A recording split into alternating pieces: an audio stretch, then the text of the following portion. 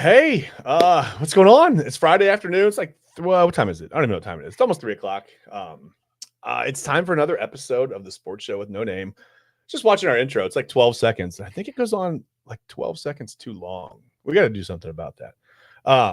We'll shorten that up maybe. But anyway, I've got man, Ben. It looks like you won a Make-A-Wish contest over there. What are you going to meet the Steelers? What's going on with you over there? Ben's got Steelers gear all over the place on. I do. Ben, how you doing today, man? Good. Good. Well, you know me. I'm your host. I'm Chad Bryan. That's Ben Bales. He doesn't have a last name in his little name tag, but we know his name's Bales. What are we gonna do today, Ben? What do you want to talk about? We had stuff planned. Let's talk about the Steelers. We are. We're gonna talk about. I mean, today's show is basically gonna be just. I want to. I have a couple of Steelers here. We have a guest coming on. We'll get to that in a minute. But I wanted to just kind of. There's not much to compare and contrast. It's actually really embarrassing when you start breaking down the numbers. I was taking some notes and just looking into some stuff on this over the last couple of days, and it's bad. But since the Browns came back in 1999, I just kind of wanted to analyze where the Steelers have gone since that point, and maybe even a little bit before the 99 year when the Browns came back, and where the Browns have gone in the last quarter century. It's not great. So we will definitely get into that in a little bit. First, I want to get to headlines. Softball and baseball, high school softball, even college baseball and softball have pretty much almost wrapped up. We're getting there, right? So for the first year ever in OHSAA history, 7 divisions were in play this year in softball and baseball. So just really quickly, I want to read softball state champions. We're not going to get, not going to break down games or anything. But your Division I champions this year were Lebanon, Division II, Painesville, Riverside. I think I don't know.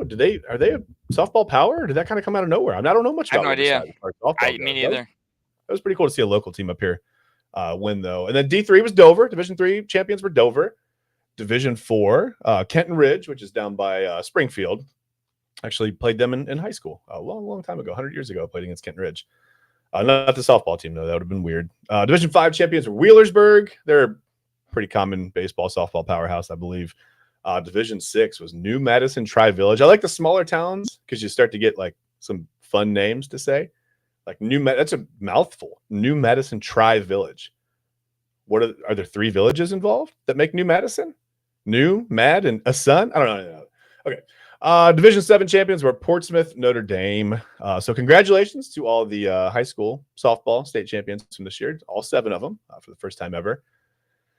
And this weekend, actually Thursday, I believe, some of the baseball state semifinals started being played. That's going on at both, actually, Thurman Munson Stadium and Canal Park. So they're in Canton and Akron, depending on the division. You could look up, go to ohsa.org, and you can look all that up. You can see the statewide schedule and everything else. So if if your team's playing, you want to, grab tickets. Like my high school is actually in the state semifinal. They're playing right now. Last I saw, they were down 1-0 after 3 innings. But some of the teams I think to keep an eye on in the baseball state tournament in Division II, you've got Cuyahoga Falls, Walsh Jesuit. We talked about them, Ben. Yeah. Just you and I personally have. They have a junior pitcher named Sean Sullivan. He's been committed to Alabama since 8th grade. And I mean, with a fastball that sits in the mid-90s and regularly touches 96, why not, right? Why not? Makes sense. He was actually just named first team All-State. He went 5-1 this year. 0.64 ERA and 44 innings. I don't know if they're just trying to keep his load down. I'm sure he plays some travel ball, and I'm sure Alabama's like, take it easy, right? Yeah, we don't want to, whatever. Well, too much of a load on the investment. But he gave up only 21 hits and 44 innings pitched this year and struck out 82 batters, like you would think someone with a 96 mile per hour fastball would do. It's one of those things where it's like one of those things too, where it could be like, hey, we probably won't use you as much this year, but we use you in games that we need you for. Yeah, for sure. The big conference games, or that big out of conference game on a random Tuesday night. Yep. And he actually lost the game this year. He was 5-1. Like I said, I don't know who got to him. I don't think anybody got to him. I'm assuming Walsh Jesuit maybe got shut out on that night. Maybe lost 1-0, 2-1, something like that.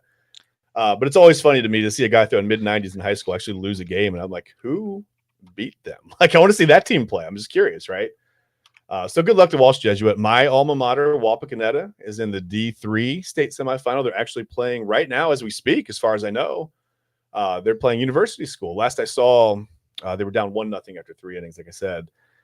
And they're Walpock's making their third trip to the state tournament. They're looking to bring home their first state title. They finished state runners-up in Division II in 2012 and 2018. So they just missed their every 6-year run to the state tournament by 1 year, but they're back and hoping to bring home the first title in school history.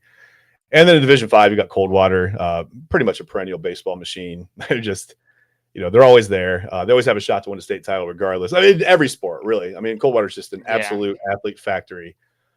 They were a pretty fun rival to play against in high school for me personally. So it's good to see them, just continuing to have that success. I don't see that going away anytime soon. But let's get right to it. We want to bring in our guest. Guys, brace yourselves, okay? I see him laughing down here. I've got him on stream. We're going to bring in, listen to this, Dr. Whoa, right? Like, we may be outside of our depth a little bit here. I'm not going to lie. Dr. Lucas McGuire, all right? Orthodontist, Dr. Lucas McGuire. Dr. McGuire, what's going on, buddy? Hello. Don't get it twisted. Just a dentist here, I cannot diagnose you with any medical conditions other than that which would fall under the orthodontic prowess. So see, that's weird because when we hang out, he makes me call him doctor. He only will let me refer to him as doctor. So I find that odd. Yes, that's weird. Yes. Anyway, very much. Anyway, Lucas, welcome to the show, man. Thanks for coming on. How are you doing today, man? Doing so good, and I love that the only stipulations was that I had to be a fan of the Steelers. So now we are. You are 2/3 outranked in this sports show that has no name, because we were talking before, and I said, "What's?" Chad was talking about what we should call this show today, and I said, "Well, if it's the sports show that has no name, then this episode should also have no name." So if we're going to name it, we should probably name it The Braces Are Cool Show, because braces are cool. Braces are cool. I made that for you today. Says it right behind you. It can't be a lie, right? Yeah, you're right. If it's written on the wall, then it has to be true. So that's happy to be on here today, Chad, on a fun-filled Friday. Friday fun shirt. Friday. I told you. I think I told you so the kids last week of school was Memorial Day that week, right? So Monday they didn't have school. That was like a weird day, and then that Tuesday felt like a Monday, and then Wednesday was the last day of school. That felt like a Friday. Since then, I feel like I live on Jupiter. Like, I can't figure out what day it is.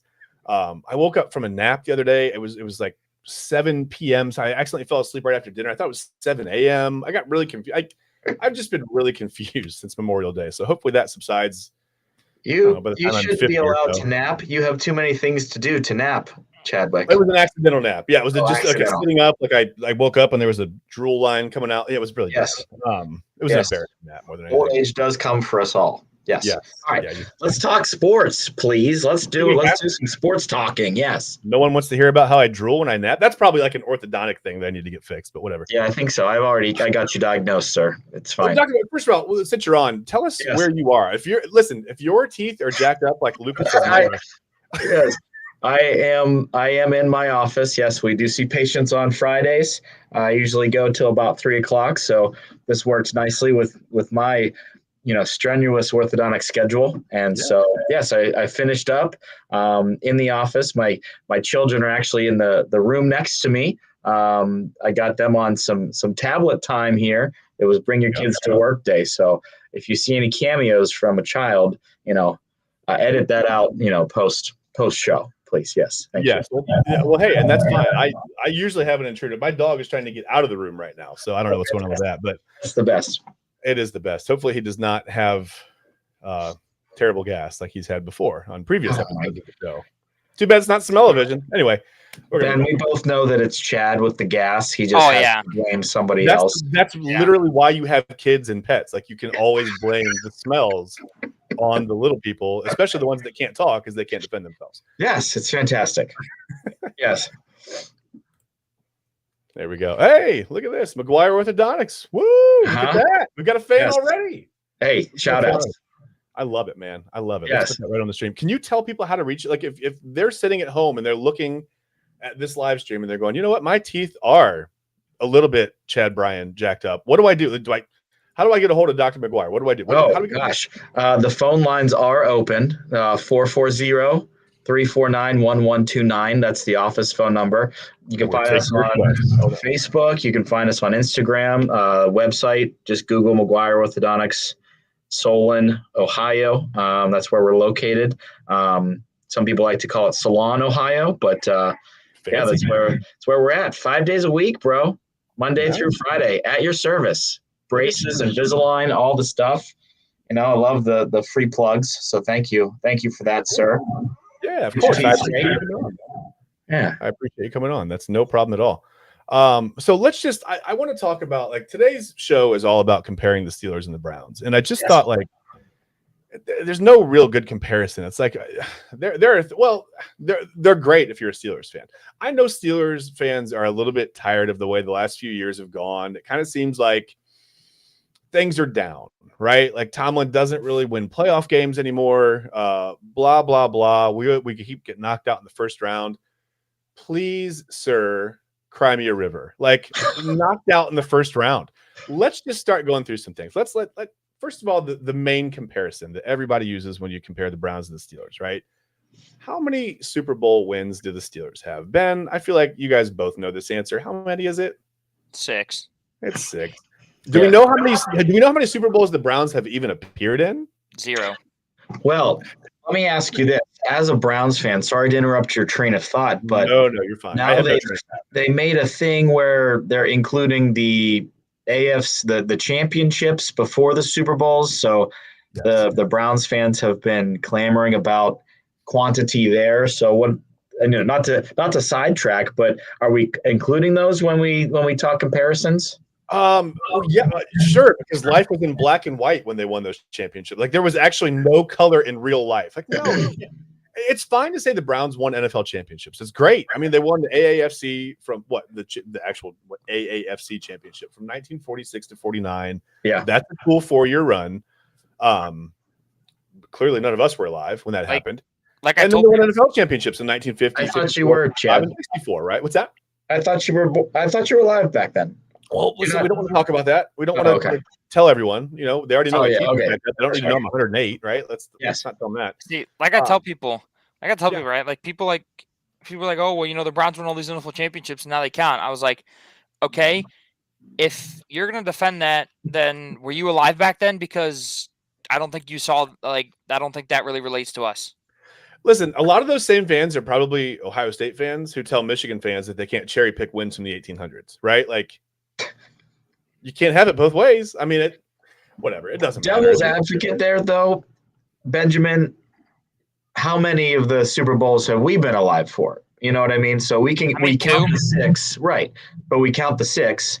I have no idea about 4 of them. So I'm a diehard Steelers fan, but when we really look at brass tacks, yes, we've had 2 recently, but I mean, it has been challenging, not hard, but challenging to be a Steelers fan lately when you make the playoffs. Yes, you eke in, but then you got Kenny Pickles playing the Buffalo Bills and getting just completely demolished.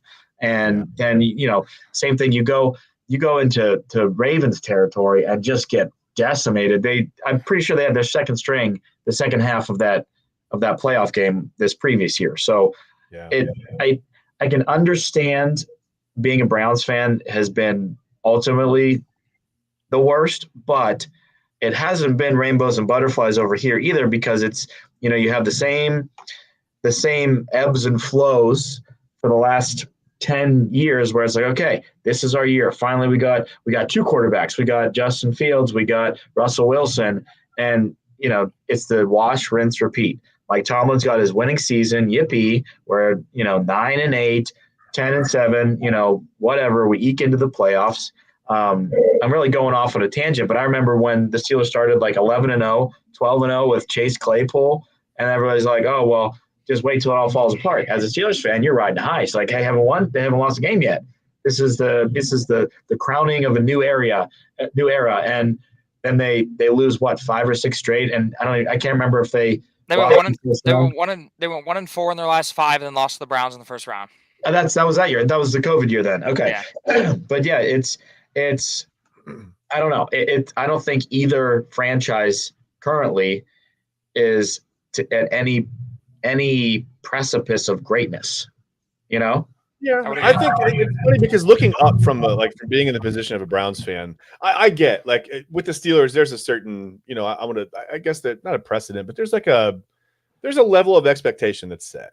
I kind of liken that to being a Braves fan. I grew up a Braves fan. I started watching the Braves when they were terrible when I was a kid, and then they started winning in the '90s, and then they won a World Series finally, and it kind of felt like, okay, now here comes this run of like 3 or 4 championships, and that never happened. They didn't win another World Series until 2021. Obviously, that whole '95 crew was completely cleared out of there.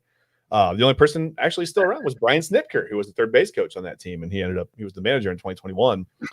Cool story. Over 40 years with the franchise. I think he's fallen asleep a little bit in the dugout now. We'll get to that in another show. But, it's like you're okay. It's 14 division titles in a row was fantastic. That was fun. It was so much fun watching them on TBS back in the day, but it did get really frustrating to constantly see in the first round of the playoffs, 3-1 out, 3-1 out, 3-0 out, 3-0 out. Like just every year they just kept running into like a buzzsaw. It was Kerry Wood and Mark Pryor. It was, Roger Clemens and whoever. I mean, it was always somebody. Kurt Schilling and Randy Johnson with the whatever. Somebody was always knocking them out of the playoffs.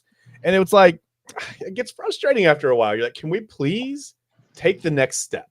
Like we just keep tripping over the first step and falling on the stairs and hitting our head, right? Like we do so well with the first step, but as soon as we get to the second one, we're down. We can't do anything. So I get that. I mean, I understand, but I think being a Browns fan looking up, let's look at this. Okay.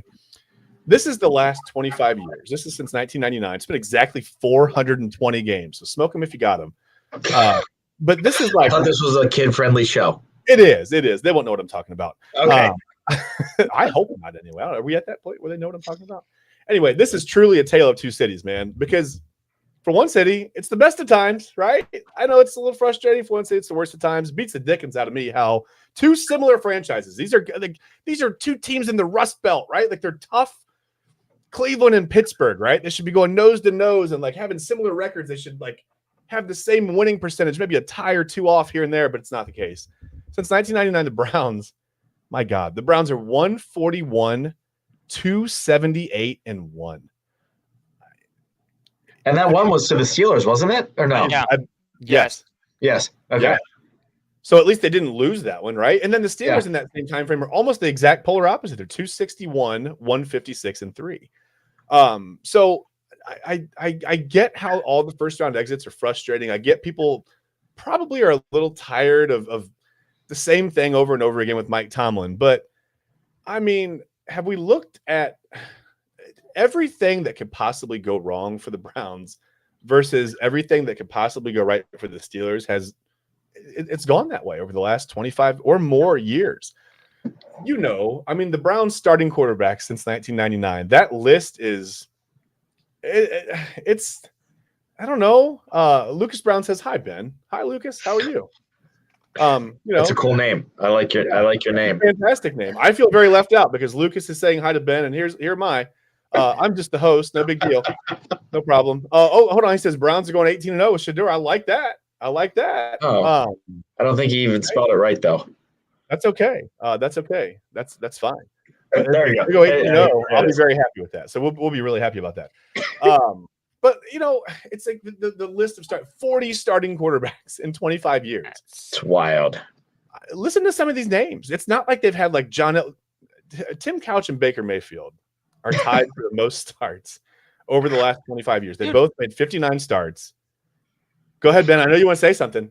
I do. Like I tell people, I said, it's so sad that Big Ben had the most wins at Brown Stadium than a Browns quarterback since until Baker Mayfield took that record in like the COVID year.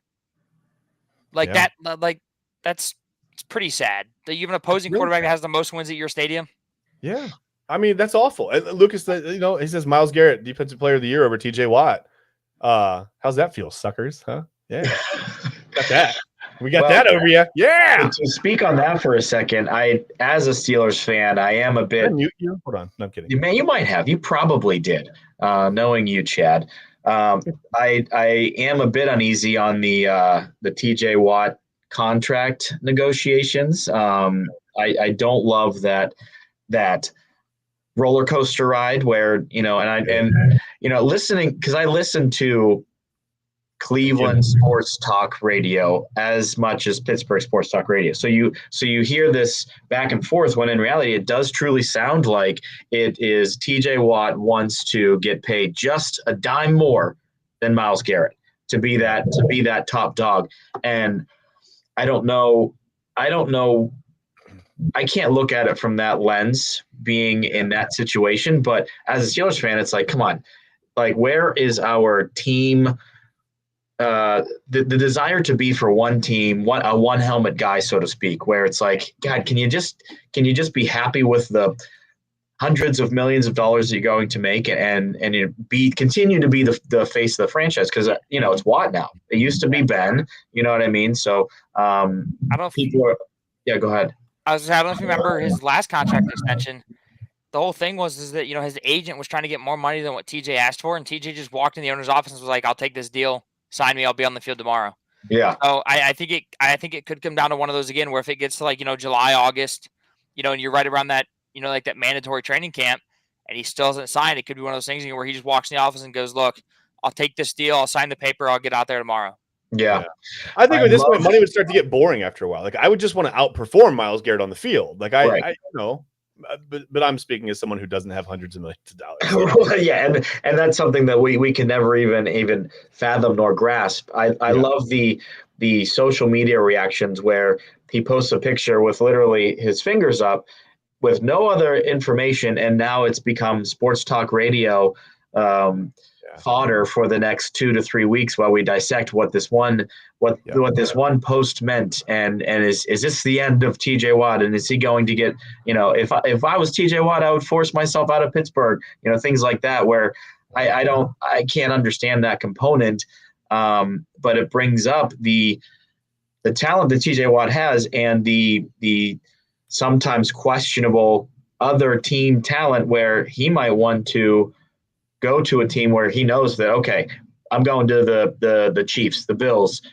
some team, Eagles, right, where they're primed for a deep run no matter what, and I'm enhancing that. Whereas, as a Steelers fan, you want to think, okay, we're just a quarterback away, but are we? I don't know. It's hard to really put that into perspective where it seems to ebb and flow so much. It's hard to be consistent with it.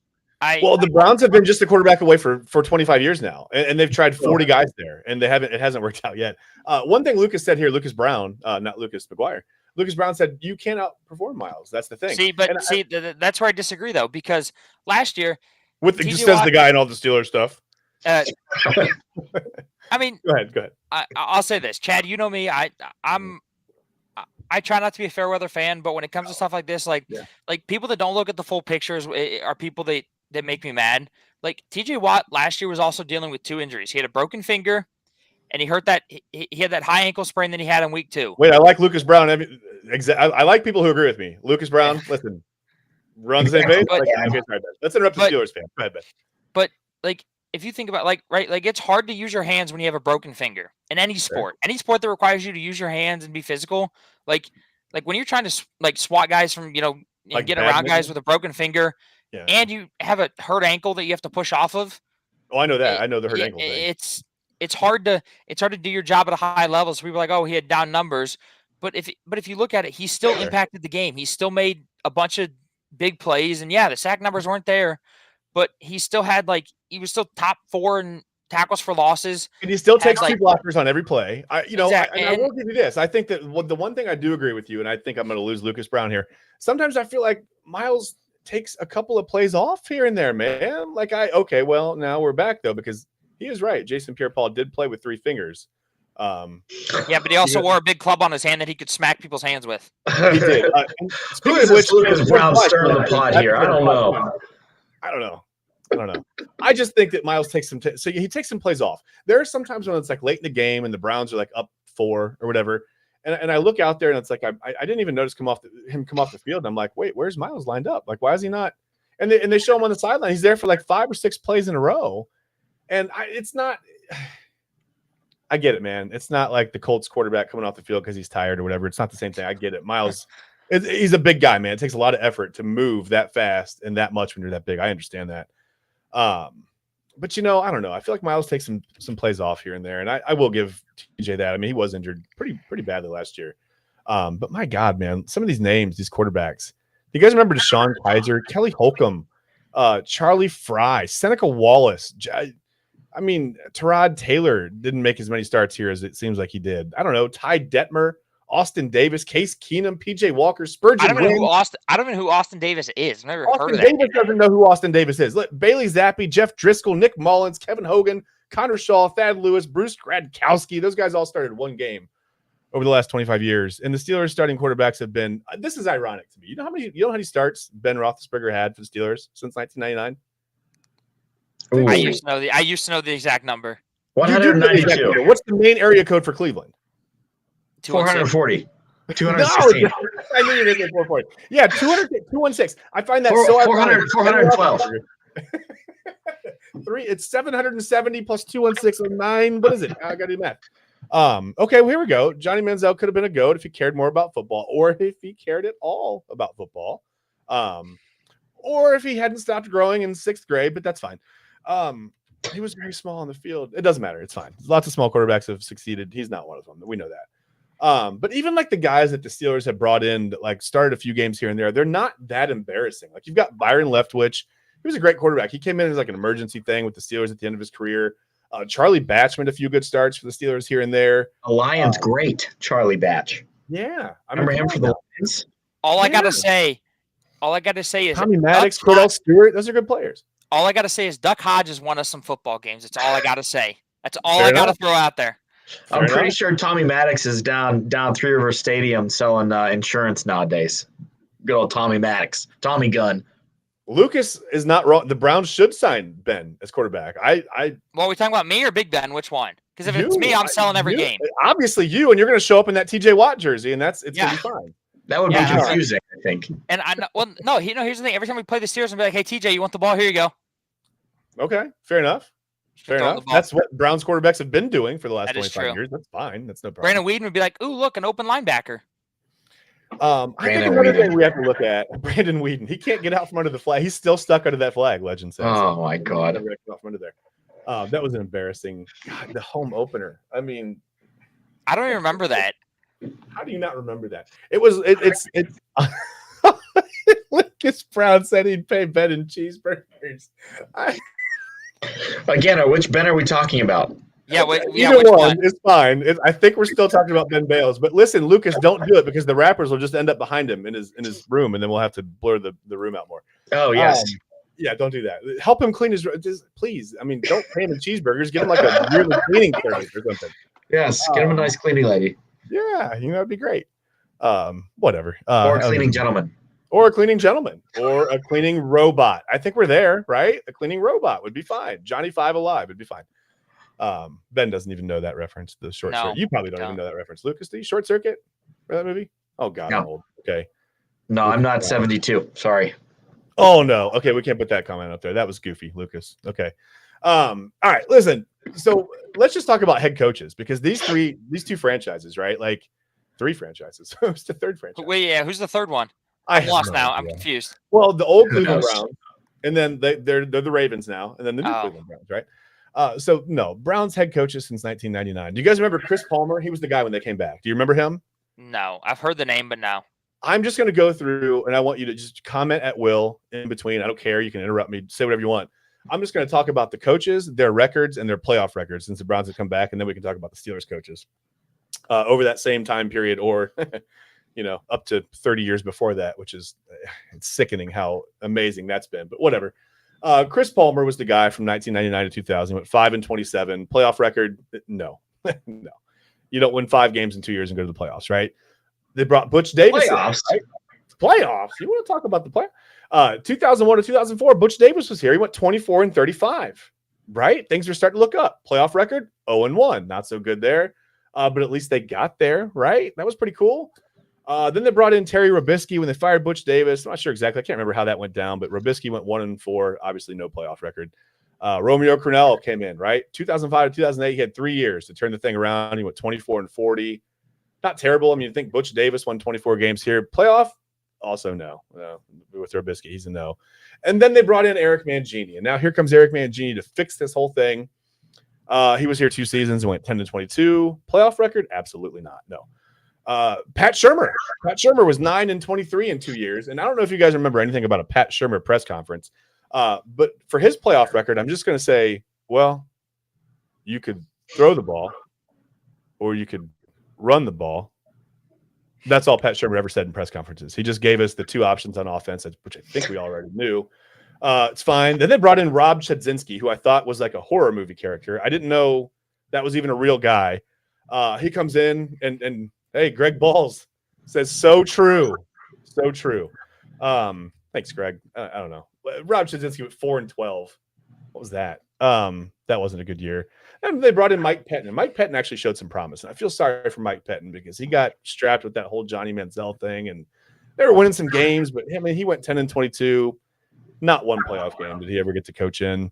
Hugh Jackson came in for 3 years. Don't worry. Hugh he's the quarterback whisperer. He's going to fix this thing. Hugh Jackson has the distinction of having that only Browns tie in those 25 years. So he tied the Steelers once. Other than that, he went 3-36-1. I think Hugh knows. Did you say 3-36? 3-36 36 games. Huh. One of those wins was a playoff game, right? I think Hugh know the answer to that, Ben. Listen, Hugh know the answer. Hugh know that. Averaging 1 win a season isn't bad. I mean, it's better than bad. No, that's not bad. Yeah, it's far better than me. And then Greg Williams came in halfway through the season. He went 5-3. Remember that down the stretch? I don't think the Browns should have fired Greg Williams. Like, I don't think they should have moved on from Greg Williams. I think they should have given him a full year. Probably not. Probably, yeah. 5-3. Yeah, I agree with you. They were 5-3, playing some of the best football they've ever played. And I thought they responded to him well. I thought the players responded to Williams pretty well. I thought he was like the right personality, but still, playoff record, still no. I feel like anytime we have these interim coaches, they look good midway through the season, but they never get that pickup for the next year. You know what I mean? Like, it's okay, we got the interim coach to ride us out, and then they go. I feel like almost 100% of the time they go in different directions. I think it's like the change of scenery thing. Like, it looks good in the beginning, but then when they sit down with management and the ownership at the end of the season, and they go, okay, what's your plan to go forward? And they're like, tackle some guys. I don't know. Yeah, you know what I mean? Like, they don't really uncertain. What's that? It's like remember Rich Pisaka with the Raiders? They fired I forget who they fired, but they hired him. He was like 6-2, made the playoffs, and then they hired the old Patriots offensive coordinator. Can't think of his name. You're making this up. I'm not. I think you might be. I'm not. Callahan? No. Not Callahan? Bueller? Josh McDaniels. Josh McDaniels. Oh, yeah. We're talking more recently. Sorry. Yeah. And then they hired Josh McDaniels, and they fired him after a year. And yeah, whatever. He was an Ohio guy. Everybody's an Ohio guy. When you said Josh McDaniels, it made me think of Josh McCown, who was also, I think, potential Browns quarterback, who I think they were talking about having him just stay on and matriculate to head coach. You remember that? Luke McCown. Yeah, Luke McCown. Luke McCown. Okay. Yeah, all right, 4 games here in that. Yeah, we didn't get to him earlier, but he started 4 games. And then you had Freddie Kitchens for a year. And what was the Freddie Kitchens experiment about? Do you remember that? What was that about? Wasn't that because Baker Mayfield liked him or something? Baker Mayfield loved him, but he went 6-10. And his playoff record was no, but just in a Southern accent. He'd still go to the playoffs. Well, Chad, the whole thing there was because every baker needs a kitchen. Baker Mayfield needed his kitchen. That's what we needed. They apparently needed more than a kitchen. They needed ingredients to make something. What a way to kick off Father's Day weekend with a dad joke like that, Ben. That was a good one. Yeah. That's what I'm here for. I'm proud of you. I'm proud of you. I'm not going to lie. Like, I almost teared up a little bit. I didn't want to bring it up because I didn't want to I didn't want you to hear my voice crack, but I'm proud of you. And then Kevin Stefanski, who might have the distinction of, and this is no fault to Kevin Stefanski. I think he's a good coach. I think he's a good NFL coach. He might have the sad distinction of being the second most successful Browns coach in history behind Marty Schottenheimer. He's 40-44 with a 1-2 playoff record. And he's probably the second most, in modern Browns history. I don't want to go back to the old NFL championship days where they won, 5 and 8 years or whatever. I mean, that's sad. 40-44 is probably the second most successful Browns coach of all time. Well, maybe third. They had some runs in the 80s, whatever, 70s and 80s before Schottenheimer got there. But It doesn't matter. You get my point. Like, let's talk modern when we were all alive. 40-44 with a 1-2 playoff record is the best the Browns have. That's it. How about the Steelers? Well, let's talk about Steelers head coaches. I'm glad you asked, Lucas. Because, listen, 1969, they hired Chuck Noll. Chuck Noll came in. He was there until 1991. I was 12 years old, okay, when he was out of there. He went 193, 148, and 1, 16-8 in the playoffs and won 4 Super Bowls, okay? Then they brought in Bill Cowher. Yeah, I remember Cowher. Cowher was there from 92 until 2006. So 2 coaches now from 1969 to 2006. 149, 90, and 1. Fantastic record. Playoffs, he was 12-9. He won a Super Bowl. And then they brought, everybody knows Mike Tomlin's here now, 2007 to current. 183, 107, and 2. He's got 2 ties. That's weird. I've never seen him wear a tie. That's a terrible dad joke. But he's 8-11 in the playoffs. So now here's where I get where the frustration comes in from Steelers fans, right? Like, he's 8-11, but he's won a Super Bowl, right? Just some notable things that I think are cool about these coaches. Noll and the Steelers became they were actually the first team to win back-to-back Super Bowls. They won Super Bowl 9 and 10. The first team to win 4 Super Bowls. They were also that. I think that's pretty cool. Bill Cowher had a pretty cool mustache. I thought that was awesome. Cool jawline and mustache. That's the distinction, a mustache. That's the thing. And then, Tomlin, he doesn't really seem to take any crap from anyone. And, Caitlin says the best, I don't know if she meant coach or either way, if he's a great coach, that's fine. If he's a nice place to sit, that's okay too. You got to have a comfortable place to sit, and you have to have a good coach. And the Browns don't have either one of those, I suspect. I mean, in Berea, I don't know what the seating situation's like, but it's probably not very good either. And the things that I like about all the Browns coaches that we mentioned, they have one thing in common that I love. They're not here anymore. They're gone. Stefanski's here. Stefanski. He is here, but he may not mentally be here. And again, a shout out for McGuire Orthodontics, which I love. That's right. Shout out. Woo! I'm gonna try. We are number 1 in Northeast Ohio. Number 1. Yes, absolutely. I agree. We are the Pittsburgh Steelers of orthodontics in Cleveland. Yeah. And if I started an orthodontic business, I would be the Cleveland Browns of orthodontics. I'm not ready for this. I'm not ready. And either of the Browns. So let me ask you guys this: if you just looking in from the outside, if you had to pick a team, would you rather pick the team that you just know is going to drop the ball, go 4-13, 5-12 every year, and have trouble, or would you rather pick the team that barely gets into the playoffs and loses in the first round? I think that's a valid question. I mean, how do you guys feel? I mean, if you're watching, please comment. Like, how do you feel about that? Like, which team would you rather be in? Like, as a fan, I mean, what situation would you rather see your team in? I mean, if you're comfortable going 4-13 every year, and if you look forward to the NFL draft, you want the team at 4-13. That's the best day for the Browns, April 20, whatever. Exactly. But yeah, that's the Super Bowl. If you want a chance to be competitive, and like obviously the Steelers haven't had a chance in the playoffs, in the last 4 years we've been there. Like he said, Kenny Pickle got annihilated by the Bills. Kenny Pickles. That's Kenny Pickles. Sorry. Yes. On those cheeseburgers that Lucas Brown wanted to pay you with, that would be so fantastic. But I just like I tell people, right? Like if you make the playoffs, right? Like even if you're a 20-something underdog, right? Like you still got a shot to win the Super Bowl because you made the playoffs, right? You got to get there. You got to make the playoffs to have a shot. Yeah. But doesn't mean you're good. You got to win more than 4 games to get there. I mean, yeah. You got to. Yeah. But I'd rather go 9-8 every year than go 4-13 every year and have a top 4 pick. Okay. I would second that, and I also kind of point to, as a fan, the health and legacy of the team hinges on us as fans supporting the team. So when you have a team like the Browns, which is quite unfortunate actually, living in Cleveland as a Steelers fan. Now, caveat, I grew up about an hour east of Pittsburgh, so sorry, Ben, but I am a Pennsylvania-born person, so my fandom is it's in my blood.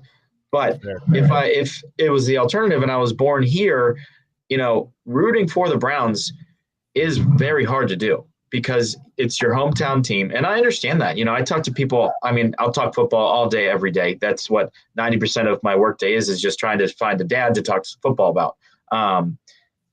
But when you have a team that every year is like, well, not sure what we're going to do, not sure who the quarterback's going to be. It's a building year. After a while, the fans kind of give up on something like that. Now, that doesn't mean, living in the perennial, 9-8, 10-7 seasons where, yes, you eke into the playoffs and you lose first round. Same thing. The fans, after a while, kind of give up on that.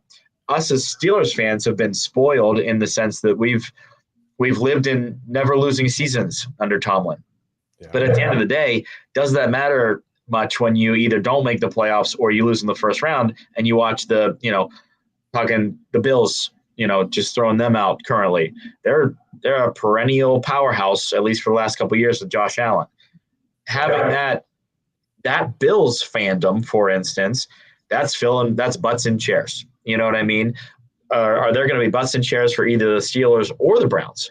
You know what I mean? So we're kind of fighting with, not fighting, but the Steelers and Browns have butted heads for a while. But in reality, we're both kind of looking up to the Bengals and the Ravens, because on paper, neither one of our franchises right now are built for the long term. Now, obviously, it's a season by season league, but looking at Vegas odds, I don't think either the Browns or the Steelers have, according to those play odds makers, have a chance in HE double hockey sticks of making it even into the playoffs, let alone having successful seasons. So I think a lot of it is having the consistency, circling back to the coaches, having the consistency of the front office to stick with what works until it becomes stale. I like Ryan Clark from the early 2000s Steelers had a comment recently about Mike Tomlin where his message has run stale in Pittsburgh. He's an excellent coach, but his message has run stale, and I don't know if I would disagree with that. I mean, Big Ben basically did the same thing too. Yeah, like you said, sometimes you lose your audience a little bit, right? Saying the same things over and over, you do tend to lose your audience. I agree with that, 100%. So it's I don't know if it's which one would you rather have. Quite frankly, I would like to have a team that is not only consistent but competitive, and I don't think either of them really are there right now. Okay, that's fair. And it's funny to say, like, the Steelers have this question: we're a quarterback away, or are we? And I think that's fair because there are times when the Steelers didn't look anything like the Steelers last season. I mean, they were almost unrecognizable, and you thought, like, okay, well, even with a quarterback, that's not going to fix this. Like, I see. Okay, but I'll play devil's advocate though. Okay, how many teams in this league have a bad quarterback that have made a run in the playoffs in the last, let's say, 5 years? Yeah. Did you mean Devlin's advocate? Duck Hodges, Jay? Sorry. Okay. I don't think he played in any playoff games though. No, but like how many teams with a bad quarterback in the last 5 years have made a run in the playoffs? I mean, this is going to be a matter of opinion because anyone can say any quarterback's bad. Okay, let's say what criteria are we using? Like, let's say like consensus top 5 quarterbacks. So like your Joe Burrows, your Patrick Mahomes, your Lamar Jacksons, your Josh Allen. Lamar in there because Lamar has this there's like a misconception that Lamar is not good in the playoffs. No, but like the Ravens stopped catching passes in the playoffs. I don't know why that is. But like if you think about it, right? Like let's look at it, right? Like Browns made the playoffs a couple of years ago against the Texans, right? Don't get me wrong. Yes, Joe Flacco lit the world on fire, but Joe Flacco's not good anymore. He's not good anymore. 41, 40 years old, whatever. Yeah. But they lost. Yeah. You look at the Titans. They got blown out. They were never close. They got blown out by a team that was probably a good 3 years away from being what they want. I mean, they weren't. Yeah. The Titans from a couple of years ago when they were the 1 seed with Ryan Tannehill, they got blown. They got smacked around. Yeah. Like you look at all these teams with, good teams around the quarterback, but don't have a good quarterback. Yeah. It doesn't end well in the playoffs. Like, so you've had your rare occurrences where a game manager type of quarterback has won a Super Bowl, but on those rare occurrences, you had players like Ed Reed and Ray Lewis and like a really dominant defense, right? Like, neither of these teams have that. I mean, these teams have a dominant defensive player or two at a level or whatever, wherever. But they're not dominant defenses. I mean, you've seen the Browns. The Browns, for some reason, forget how to tackle people on the road. I don't understand that. Like, they always say defense travels, right? But like the Browns' defense does not pack their bags with their tackle. I don't understand what happens. Like the Browns go on the road and they simply just can't stop the running game. Me and my dad were talking about it last year, right? Like the Chiefs last year, offensively, by no means were, what they have been in the last 5 years under Andy Reid, right? They were not good last year. They were not good. But defensively, they were one of the best teams in the league, and they relied on their defense. Yeah, well, hey, let me finish. They were classic Chad move. They were 15-2, but they relied on their defense to get them into the positions for Patrick Mahomes. Hey, I just need one drive. Let me go out there, give us one drive. I'll win the game. Yep. That's all they needed Mahomes for each game was just give me one play for a game-winning drive and we'll win the game. Yeah. And it almost worked, Ben. I mean, it did. Down the stretch, like all the way to the Super Bowl. And they ran into a buzzsaw in the Eagles. Yeah. But it's like, but it just shows you that, like, if you have a good quarterback, right? Like you can you can make it. Like the year the Bengals made the Super Bowl, right? Joe Burrow was by far the best quarterback in the league that year, and it wasn't even close. Yeah. Right? Goes to Arrowhead, beats Patrick Mahomes in the playoffs, and then makes it to the Super Bowl and plays probably a really, really good Rams team with, Cooper Kupp, Aaron Donald, all these guys. And I just think it all relies on who your quarterback is, really. Yeah. Yeah. You've got to have a quarterback to make plays. You can have a game manager, but that game manager better be able to go out and make you 6 to 8 plays. I mean, you got to pick up some 3rd and 14s. Yeah.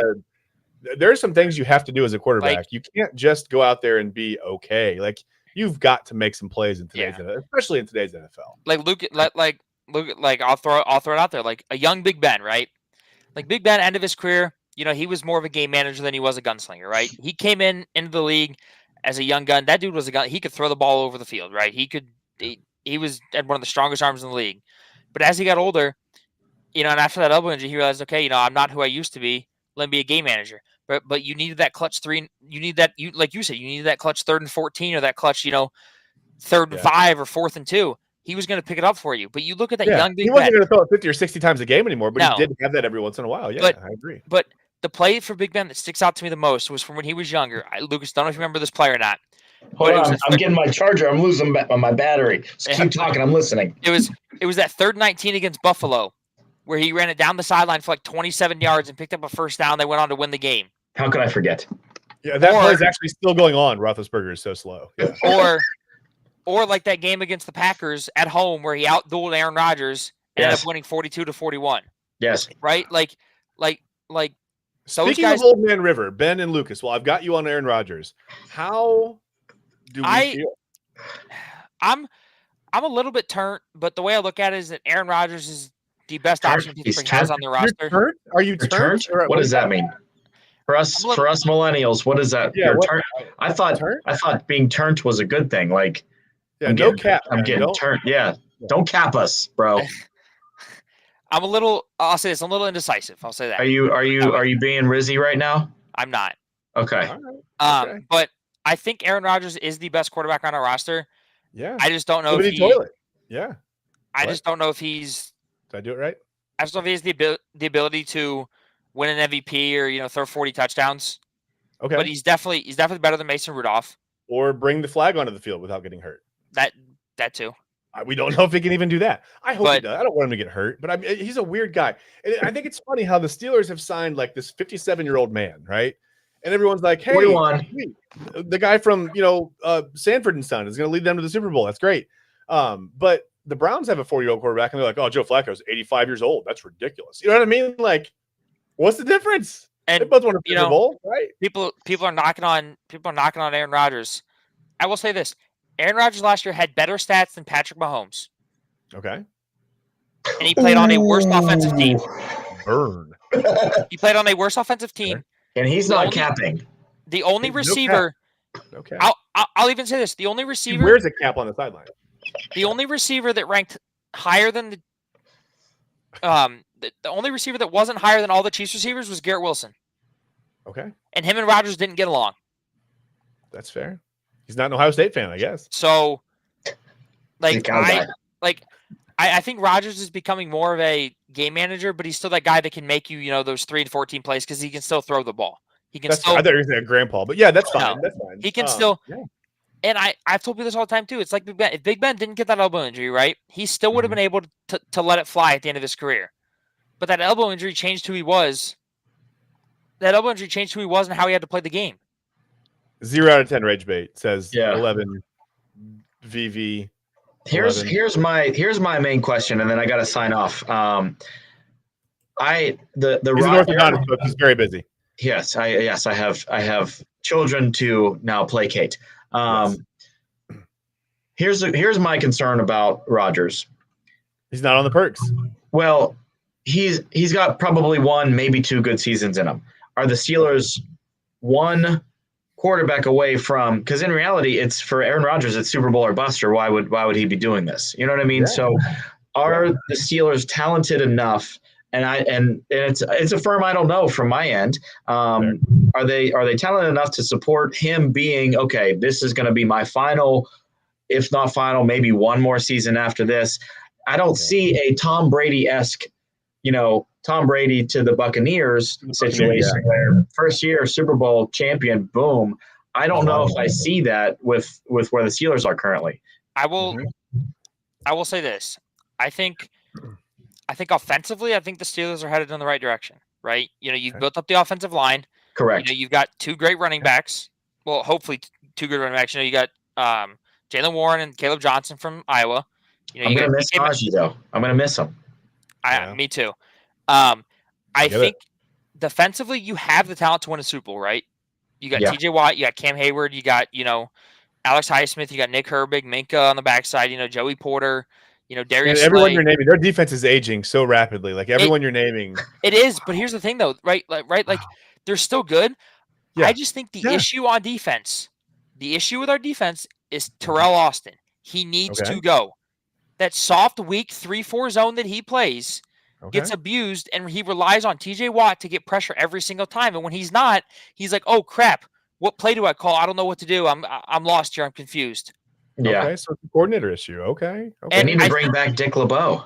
Not even that. I just think Pittsburgh needs to go out, and you need to get a guy from like an Andy Reid coaching tree or Sean McVay coaching tree or one of these top level coaches, and be like, "Look, the defense is in your hands. Make this defense good again." Yeah, because they have the talent to be good. The talent there, with the talent that they have, I do think they could run. I mean, it seems like the defense is so vanilla and bland and boring and so AFC North that and here's the thing with the Steelers too. The AFC North is kind of wide open. Like you've got the Bengals who have literally no defense. They're going to lose games all year, 58-56 and 59-51. It's going to be bad. Right. The Browns aren't going to win anything. We know that. They're going to go probably 4-13, 5-12 again, unless one of these quarterbacks catches fire. Which, I mean, come on, it's been 40 quarterbacks in 25 years. No one's catching fire. And the Ravens are good. We know the Ravens are probably going to win the division, right? I mean, I think that's fair to say. Yeah. But there's no reason the Steelers can't win with a decent quarterback, 10, 11 games, get into the playoffs and make some noise, right? Right. Yes, Caitlin, bring back Big Ben and Polamalu. Listen, I would be excited to watch the Steelers again. I love Troy Polamalu. Like, what's not to love, man? Devil. Aggressive, great defender, great hair, fantastic commercials. I mean, the guy awesome. It's just I've said it for years, right? Like when they went out and hired Arthur Smith, like I was actually happy because they didn't finally, they finally stopped promoting from within, which they've done for years. And but who's better than the Rooney family at owning a team, man? Come on, I'll agree with you there, but at the same time, I think they need to realize that the game's changing and they need to adapt and they need to change the way they go about things. Someone said they need a logo on the other side of the helmet. I'm like, I don't think that's. Yeah, no, that doesn't matter. Do it, but okay, that's tradition there. The fans over there can see who it is. Yeah, it's one of those not to interrupt, but I'm gonna head off. I'm gonna sign out. Thank you so much. Yeah, Lucas, again, Dr. Lucas, thank you so much for coming on. Thanks for having me on. Orthodontics. Thank you so much. Remember to call. The lines are open. The request lines. You can request any song you want while you're getting your teeth worked on. Yes, that's true. Or I will sing them to you. Yes, that is part of it. That's even better, honestly. Yes. Well, thank you guys. Ben, keep fighting for us. I will. Steelers fan. I will. Don't listen to anything he says. All right. Thank you, guys. Thank you for having me on. Yep. Happy Father's Day to all. Happy Father's Day. Happy Father's Day to you, buddy. All right.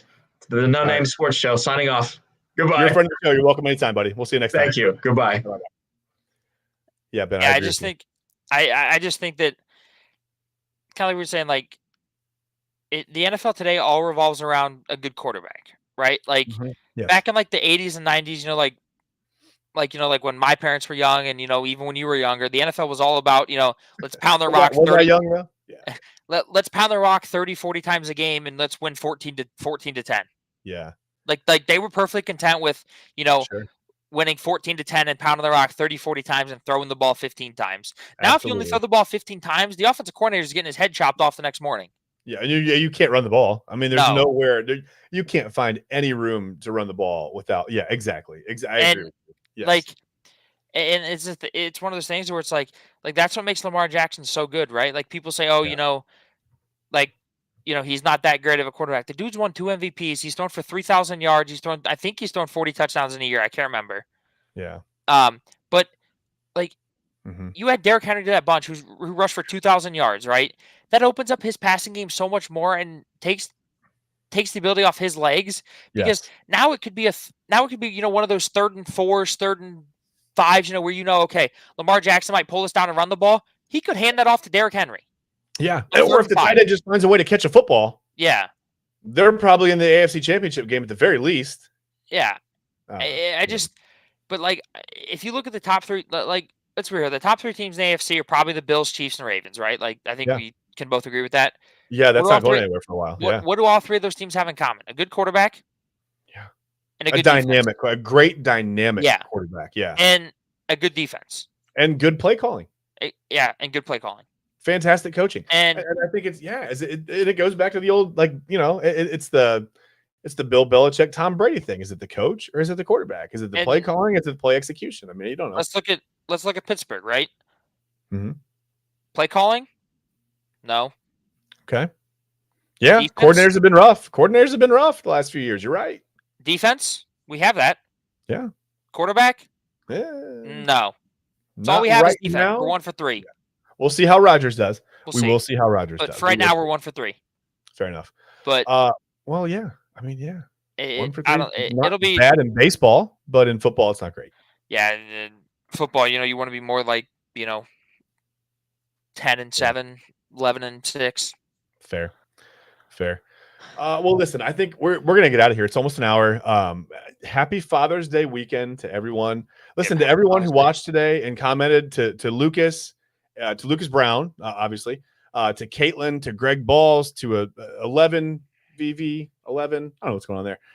We appreciate you watching. We appreciate you commenting. Of course, to our guest, Dr. Lucas McGuire. We appreciate you coming on. Again, he's welcome anytime. Friend of the show. And again, if you have any orthodontic needs, anything at all, give them a call and so on. You can Google them. Again, we know McGuire Orthodontics. Just look them up. They're in Solon, Ohio. Again, give them a call. I don't have the phone number right offhand. I apologize. I lost some of my notes here. Accidentally clicked out of something, and I'm not going to go searching for it while we're on.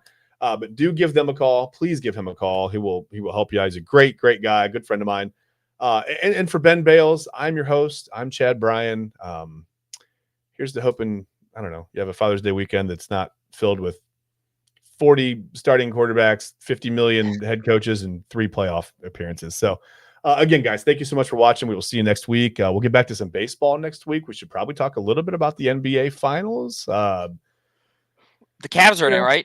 Oh, sure. The Cavs are in it. Evan Mobley is taking that next step forward to be the unicorn that we all envisioned him being, the 25-15 a night guy. He's right there, and he's leading the Cavs to a championship. Just don't watch and pretend that's happening. Just turn off the Xbox. Yeah, for sure. And if you lose game 5 or game 6, just don't let it finish and restart and play it again tomorrow, right? That's all you got to do. Again, thanks for watching so much. We'll see you next week. Who knows? I don't know if we'll be on Wednesday or Friday, but we'll keep you on your toes, and I'll try to let you know beforehand. And again, good luck to Wapakoneta. I do not have a score update. The last time I saw, again, it was 1-0 after 3 innings. I haven't gotten an update yet, but I will. Next week we'll talk about, we'll have state champions next week on the show, so we'll talk about that for sure. And until then, guys, have a great weekend. We'll see you next week sometime. Bye-bye.